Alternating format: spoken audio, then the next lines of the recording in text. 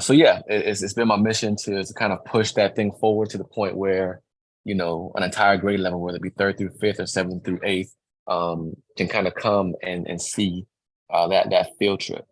Up to this point, we've been doing it, school by school, class by class, and we're doing pretty well. But I think with this new title, I'm going to actually be able to push through to the school system and say, hey, we want to get this thing pushed all the way across to say where every fifth grader needs to come and see this show. It's going to affect literacy, communication skills, character development, all these things that they're doing in school already, but bringing it to a whole new level, making it a field trip and a live performance on the stage that they can engage with. So that's one of the big things I'm working on this year. That sounds super dope. I worked with middle schoolers for a while, and they would have benefited from something like that. Other projects? I'm currently working on an incubator. I guess my biggest gripe with our local poetry scene was that there's not enough spaces for craft outside of MFA programs and outside of the school. We have a lot of people who have the drive and the passion to create poetry, and people are often looking for ways that they can participate in poetry. And so I've been crafting my incubator around that. It's going to be 6 weeks, 4 hours once a week. It's really an intensive. And I'm looking forward to this year just being the first of many and being able to push people to where they want to be within their work. Okay, I like that too. Yes. Mr. Atticus?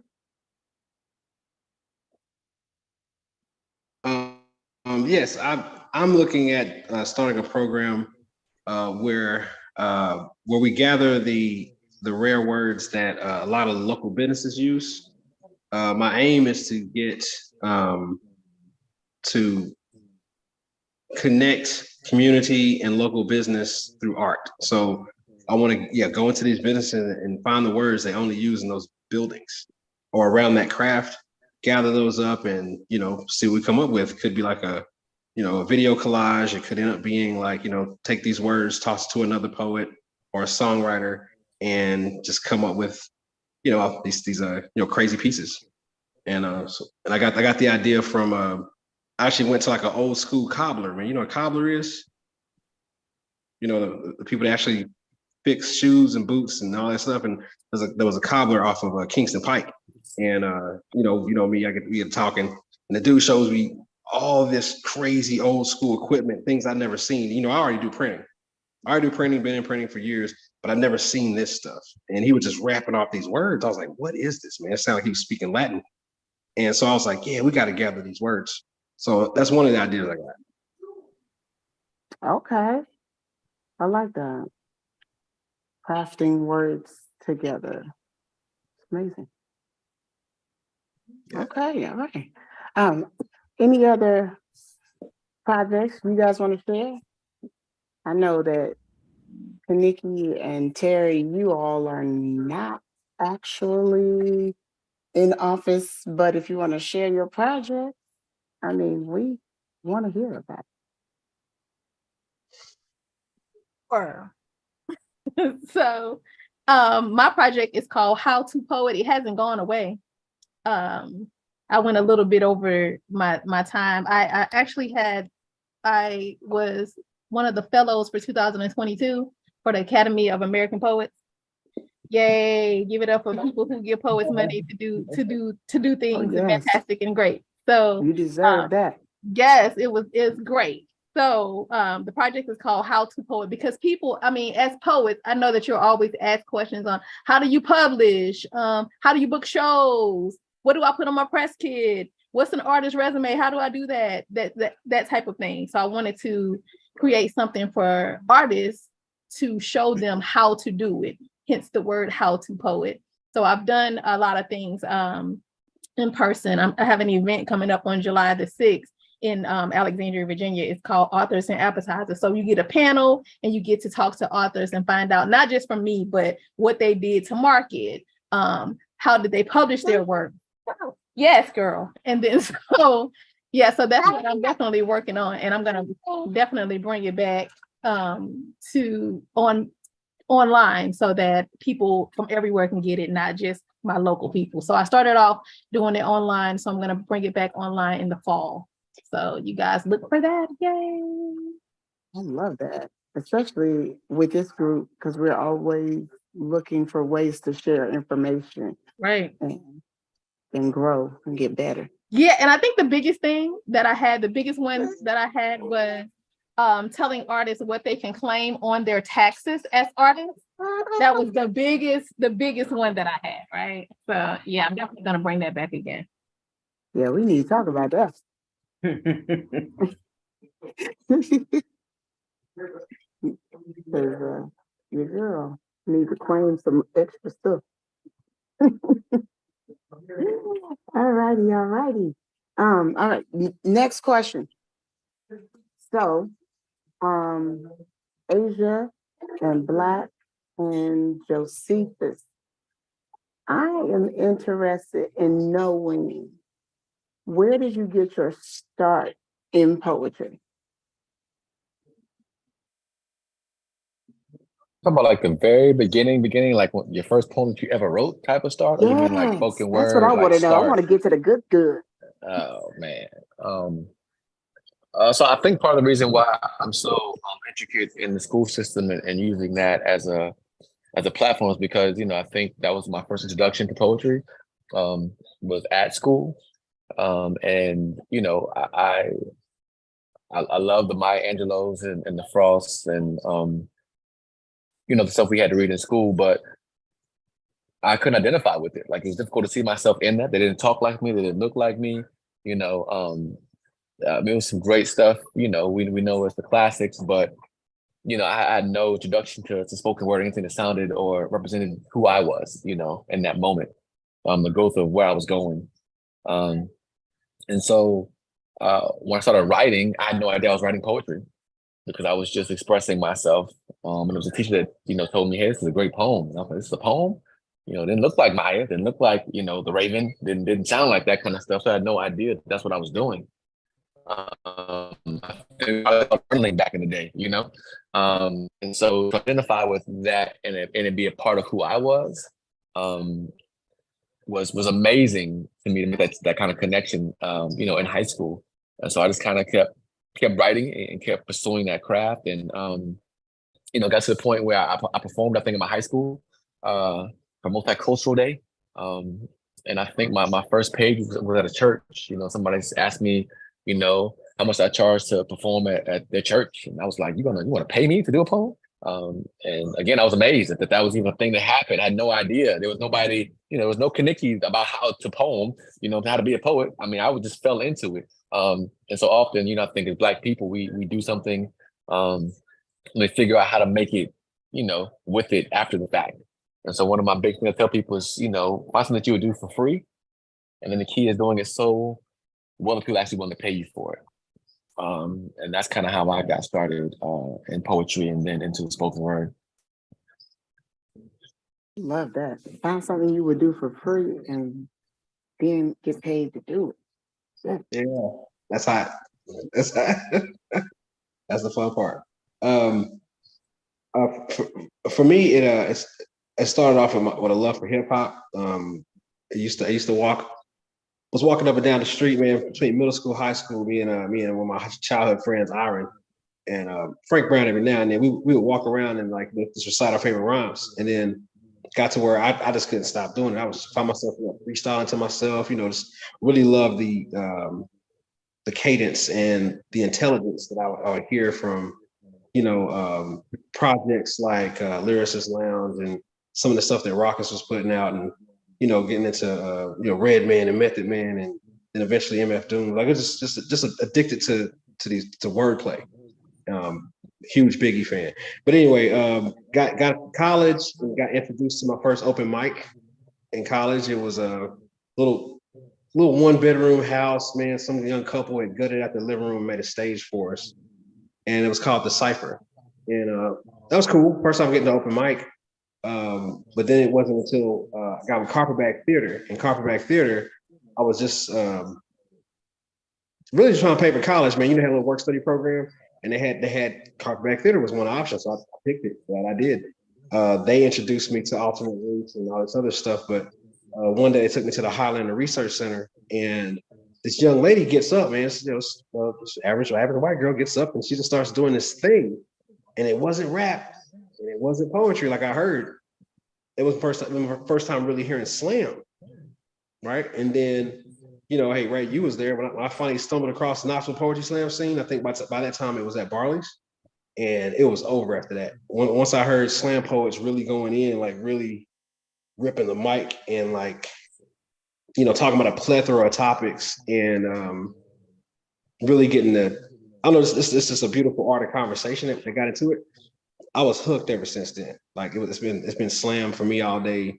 Of course, songwriting, it did nothing but enhance everything else I was doing lyrically. Like whether it was rapping or songwriting, poetry really set it and took it to another level. So yeah, been hooked ever since.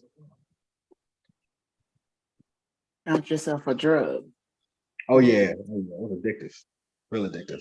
I love the audacity of slam, where it's like, you know, we're brazenly judging art. You know what I mean? 5 random people who probably can't even do what we do. I loved it. I loved it. I love it. Cool. I've been sitting here trying to recount my brain the whole time. Because I feel like I've always been writing. I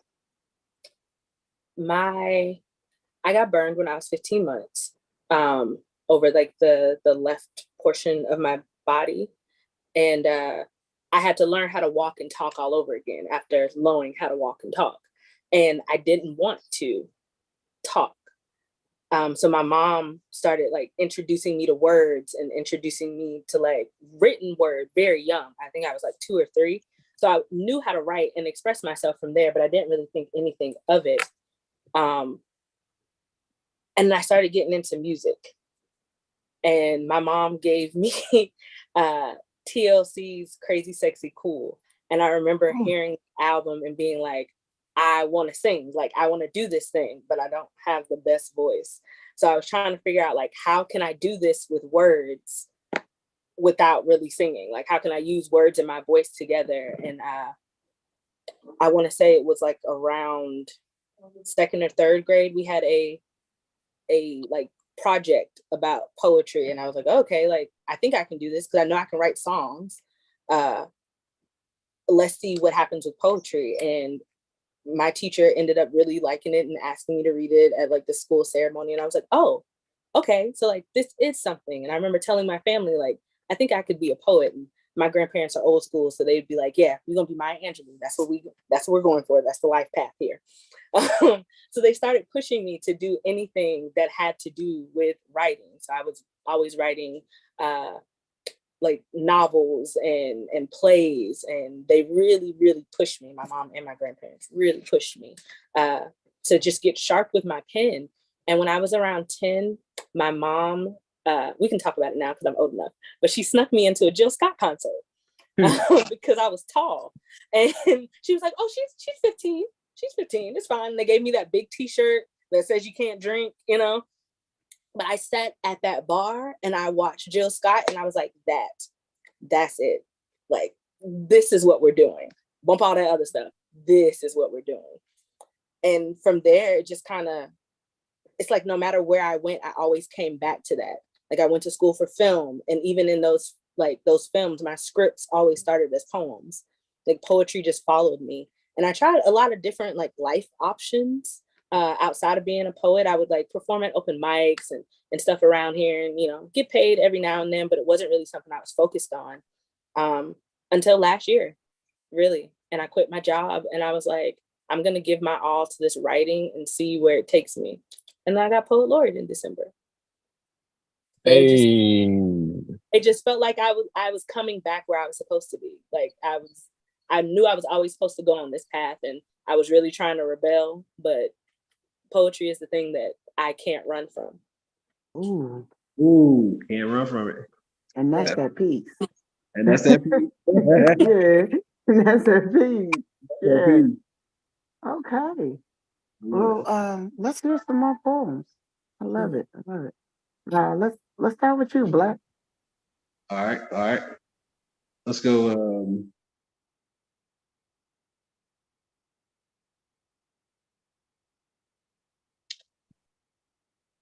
Now,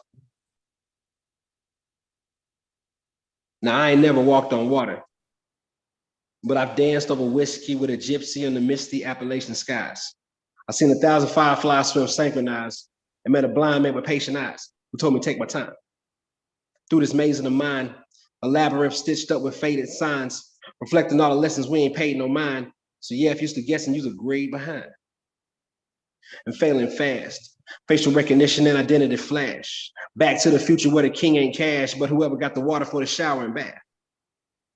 And on this path, the bridge is kind of shaky and it's making me sad. Questions without answers and that's making me mad. So it's back to that old gypsy over whiskey we dance. And I know, you know, I know, you know, I know better than that, better than that. I know, you know, I know, you know, I know better than that. Elevate now, heart. You are not the story. Gotta make your mark. Truly reach your glory. Your glory. Yo, I slide, slip, slow in the glow, the glam, glisten, the flow, the break bread. My bros is more so of the goal. To try and pimp on the road, to blow miles of the pros, which I could do, I suppose. It's just against the code, you know, against the code. Because when you're nearly 40-fold, tell me who should you rap for? The fans or the feta, the verse or the meta. Forest getting severed, the babies, the ancestors, open chain letters with fame promised forever, just to return to the source like whatever that was 5 mics ago. Y'all this hella old, you know, I know, you know, I know, you know, I know better than that, better than that. I know, you know, I know, you know, I know better than that. Elevate now high, you are not the story. Gotta make your mark to truly reach your glory, your glory. And that's that piece. You better sing. Wow, wow, wow.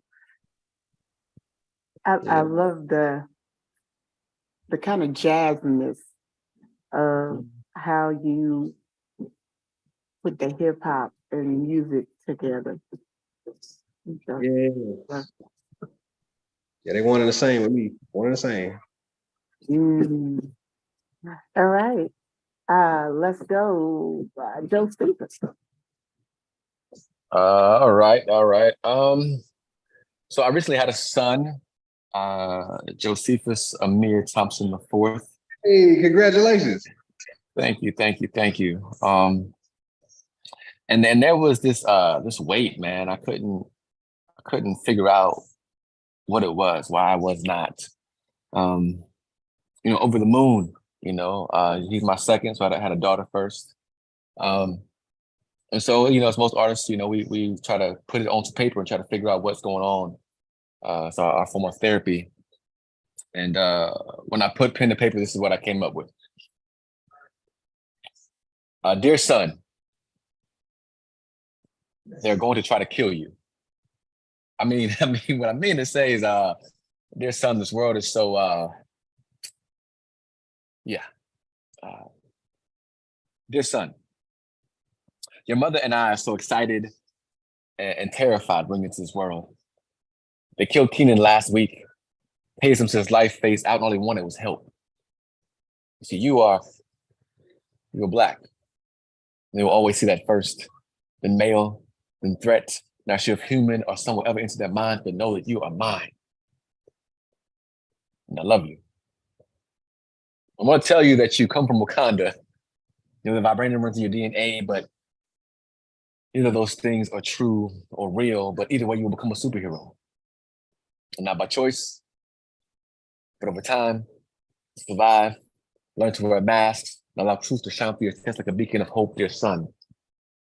I'm afraid that my suppressed fear has stifled my excitement. I'm sorry. It's hard to explain. And your name is coming on the tip of my tongue, afraid to leap, but when it does, boy, you're gonna fly. There's a rumble prepared for you. But evolution means you probably won't need it. In Africa, Africa is in your veins, and we have traveled seas and overcome, taste the setting sun, daily praying to see it rise again, and we do. And so will you. You're an epic poem waiting to be written, wobbling in the womb, you're already consuming all that you need, and we're waiting to welcome you with open arms to protect you from harm. And the irony is, when your sister was born, I considered buying a gun, thinking to myself, I have a wife and daughter to protect, but now having a son, can't think of one example how that might save your life or mine in this society. In this society, dear son, you're a magnificent masterpiece, a bundle of joy waiting to be opened, beautifully and wonderfully made. You are enough and always will be more than meets the eye. You will transform the world. I'm so proud of you. And in 20 weeks, you're already kicking up dust, getting your reps in, getting your weight up. Trust me, you will need it.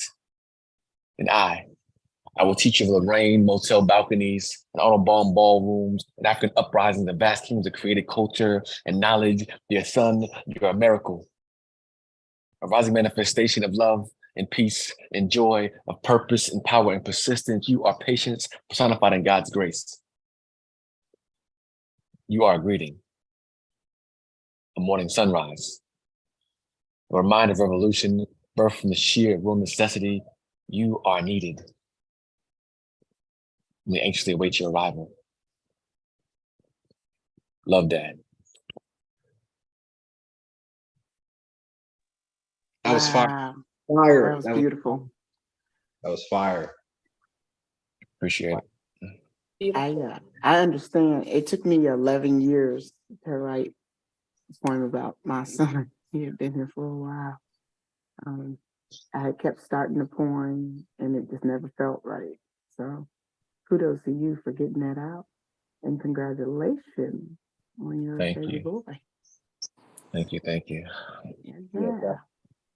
You all's poems are just, I love the diversity that's in this place. So I'm gonna go on to Miss Asia. Well, in keeping with the idea of family, this poem is called Figurative Language and it's for my mother. I feel like we had a very rough start in my childhood, but I write my poems for her to see the softness that I see. My mama doesn't speak of love. We feel it in the full dinners before the graveyard shifts and the crisp pleats in our good clothes. She greases love on my scalp and my edges, maneuvers love by robbing Peter to pay Paul. Love be her ASL on good days. Mama doesn't speak of love, so we find a bridge in Mary J. Blige records. Mary be Mama's Valentine's Day, her girls' night, Mama's anniversary. Mary Morse Mama's vocal cords, and we feel the love dancing on the freshly vacuumed carpet in the hallways, bouncing off walls next to family photos and magazine pages, playing tetherball with sunbeams. Love done started a concert in our kitchen. Love done wrapped herself around us, smelling like warm, creamed grits and Black woman incense, looking 10 years lighter than before. Skin the color of them pancakes she just flipped with the edges perfectly crisp, with her edges perfectly laid. Love still got her scarf intact and her silk robe to match, running on 4 hours of sleep, anticipating the extra shift she picked so I could go on my class field trip.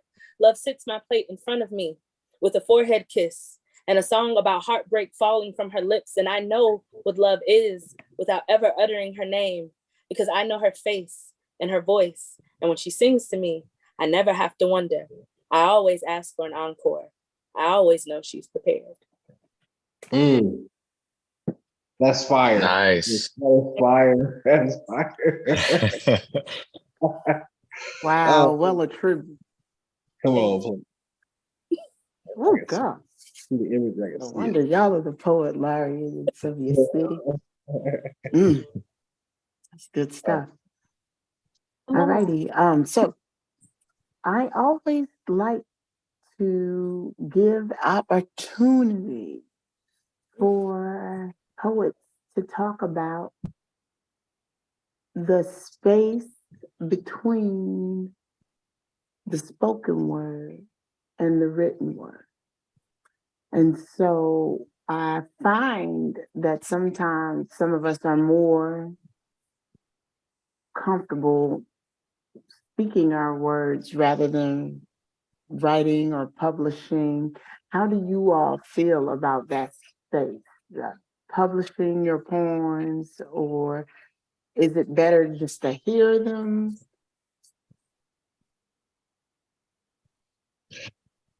So go ahead, Black Atticus. Me personally, I just now feel like I'm getting to the point where I'd appreciate it in written form. I take that as a separate art when you are with slam or spoken word, when it's like initially written to be said out loud, you will forego a lot of the same structures you would use for on-page poetry as far as holding the rhythm. And so I would love to be published more, but I've just now feel like I'm getting to the point where it works on page 2.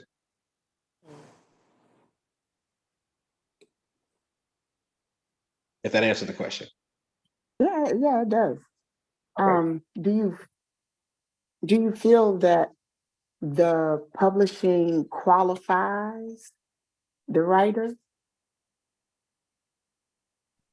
I used to until this year. Speak on that. Oh well, slam poets have always been kind of put off in the back room as far as being validated as, being just as potent and or literarily relevant as page poetry, as traditional poetry, however it presents itself. It's been the black sheep for a while, and to see what cities like Knoxville have done as far as expanding their qualifications to include spoken word, because I am not a traditionally published poet.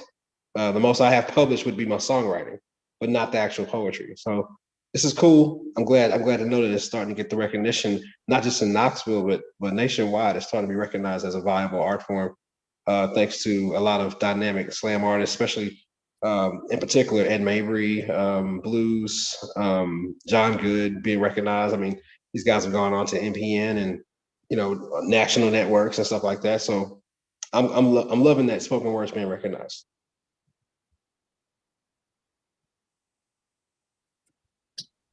I think my take is a little bit different when it comes to the written word versus the spoken word. How can I put this? It's never made sense to me to put 30 of your best poems into a book and sell it for $9.99. It's never made sense to me. I'm a businessman. I am a businessman. So I just never understood the concept. I work a lot again with schools. I have a poster that says "I write, therefore I am." I write, therefore I am. It's 5 words. That poster sells for $5 to every school that I go to. Okay. So I have 7 of those posters. You know what I'm saying? They all say different things. So our words are so valuable. You know what I'm saying? And you mentioned songwriting. That song that you wrote gets royalties for that one song. But as artists, as poets, we feel like we have to sell our entire catalog for that same price we get for that one song. So until we start seeing our work as this in the same light as those songs, it's never going to change. So I pride myself in making sure that my poem, that each poem, you know what I'm saying, is treated just like that same song in your catalog. So I have no I don't want to write a book for what? It's pointless. You know what I'm saying? Like, it's not going to do anything. I published a book last year. It's a children's book, but it is one poem. Wow. That I hired an illustrator for.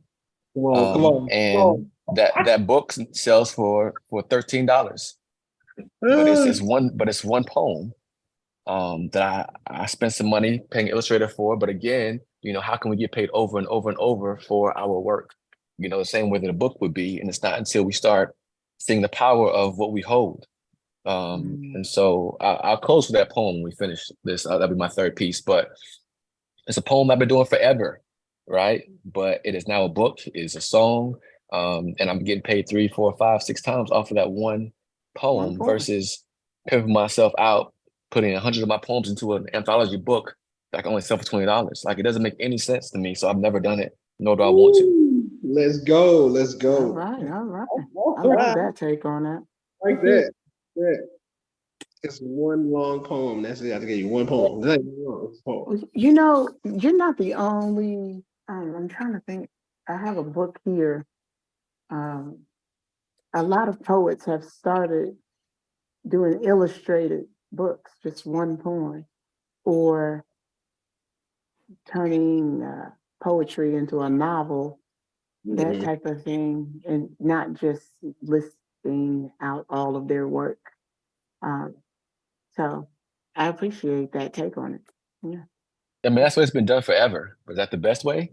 Is that the only way? You know what I'm saying? I'm not saying I'm not necessarily wrong with that. I'm not knocking the poet that's out there getting it popping, publishing a book of poems. Like, that's their thing, but that's not my thing. Oh no, I think so. That just because something is common doesn't mean that it's normal.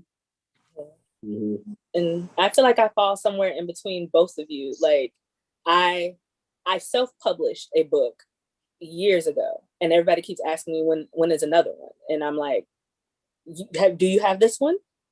You know, like, have you purchased this one first before you're asking me to produce more?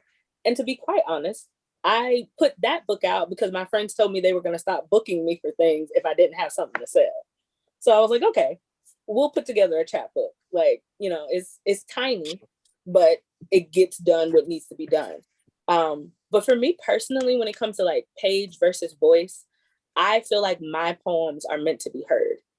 I feel like when my most valuable piece of me as a poet is my voice. So I feel I feel more choosy about what I would allow to be published. I feel like there are a lot of people scraping to be published. And I feel like if that's your thing, that's your thing. But my anxiety is not built for that on a regular basis of like paying out money for somebody to tell me no.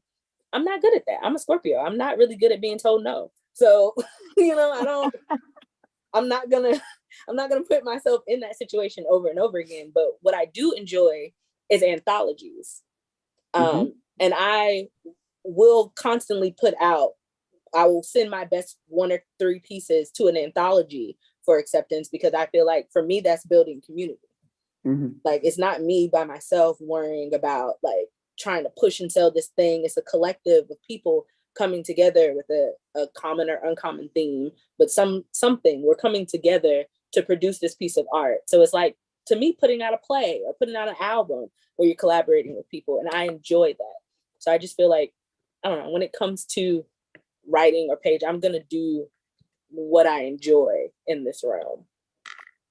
Oh, thanks. I appreciate y'all. Well, we are winding down, so you got your last piece ready. I'm gonna close us out, but we're gonna go in this order. We're gonna go Josephus, Asia, Black Egg. Word. So this art form came way before hip hop. This thing, it plants street crops, won't stop for it octagons. This thing, I promise you, it sings songs. Prolongs life after death. You see, it moves in stealth, and it improves the quality of your life. This thing flows through pipes, irrigate land, and turn grass green. This thing seems the wrinkles out of my daily. Therefore, you've got to pay me, for this simply it's poetry. I never realized the power of my voice in this world, the power of this ink merged with this paper. And each day I laugh at my countless attempts to make sense of this gift, and each day it lifts me higher. It lights my soul on fire, and I wire these words like a telegraph. And even though listening to some that won't, so please don't test me, because this is dangerous. This is like skin to me. It's like kin to me. It's a friend to me when all else seems lost. I've paid my way, watching what to have lost. And I promise you, it came before hip hop. This thing, it plants street crops, won't stop. For it octagons, this thing, I promise you, it sings songs, prolongs life. After death, you see it moves in stealth and improves the quality of your life. This thing flows through pipes, to irrigate land, and turn grass green. This thing seems to wrinkle out of my daily. Therefore, you've got to pay me, for this is it's that Poetry. It's poetry. Poetry. It's poetry. Poetry. It's poetry, because poetry is life, and life is poetry. Boom. Yes. There we go. Do you want us to just keep it rolling, Rhea? I didn't know if you were coming in to say something. Oh, yes, ma'am. Go ahead. But love that. This has been a faction. Again, I write a lot about love, and this one is for my grandmothers. The first time I ever prayed, it was at a kitchen table. God bless the hands that prepared the food. Thank you for the love in them, the love that labors, cradles cheek and ladle, seasons and pinches with senses I can sense what didn't need to be explained. I knew something greater than I existed and that we needed to give it thanks. It made sense while we gathered. Placed hand in hand, all syllable movement, heads bowed, giving reverence to the energy coursing, the palms of another reminding us that we too, like good food, are warm and filling, that we are worthy of being warm and a full life requires warm bodies to break bread with glad and sincere hearts to remind us that we are blessed to be able to call upon a name for nourishment and have that call be answered, to share that blessing with others, to know how it feels to be truly loved. So we gather. A recognized ritual passed from hand to hand by those chosen to leave. And before we partake, we give. Praise be to the chefs and praise to the spirit of nourishment that moved through them, that my grandmother named God, and we respect it by cleaning our plates. That's fire. That's fire. All right. Can y'all hear me? It's good. All right. 10-step guide to dancing with Edie Ellis. Step 1. Grow up in a house with subscriptions to Jet and Ebony magazine, Pummel, Playboy, and Sports Illustrated by a landslide. Where the earth, wind, and fire kept dust off 45s, and live from New York only happened on the Sabbath. Step 2. Remember how Saturday morning theme songs sank sacredly into your favorite cereal. Remember ice cream only meaning to see you cry about it. Remember yelling, Jordan, while going through your legs, around your back, but not really. Remember pigtails flailing over jelly, slapping sidewalks silly with Olympic effort. Remember them skywalking into infinity. Hear their rhythm in your peripheral, and now practice your two-step. Step 3, read Native Son for Miss Beatty's English class and laugh every time Stanley yells, the furthest. Step 4, go to church. Go to church, go to church, go to church, go to church till it hurts. Go worship where the sidewalk ends, where the sermons don't. Go worship where the deacons shake your hand till your little hand goes numb. Go fall in love with someone in the choir or Sunday school you're entirely too young for. Stare out the stained glass till your eyes only see purple when the sun hits it. And the first time, hit the first AME's parking lot with enough boredom to play anything that may send a ball sailing through someone's window. When it sails through someone's window, know that deciding to run was a collective effort and a promise to tell no one, especially if God don't. Step 5, find a dance floor. Find the dance floor with your heart ready to sweep it if she asks you to. Step 6, love jazz. Love jazz like Kelly and Will embroidered it back into your rib cage. Step 7, find heaven in every moment you had no business surviving. Step 8, it is imperative that you shake Sibley's hand, that you hug Linda Hill, then Paris Bailey. Did you tell Emmanuel what you've been up to lately, that you remembered in Keiki, that you find Zimbabwe and thank him for the tennis lessons at Tubman Park, that the patience in his urgence was absolutely worth it. Step 9, grab a glass of wine. Place love and purpose into the glass. Step 10, find Miss Ellis, catch the groove, and then hand it to her.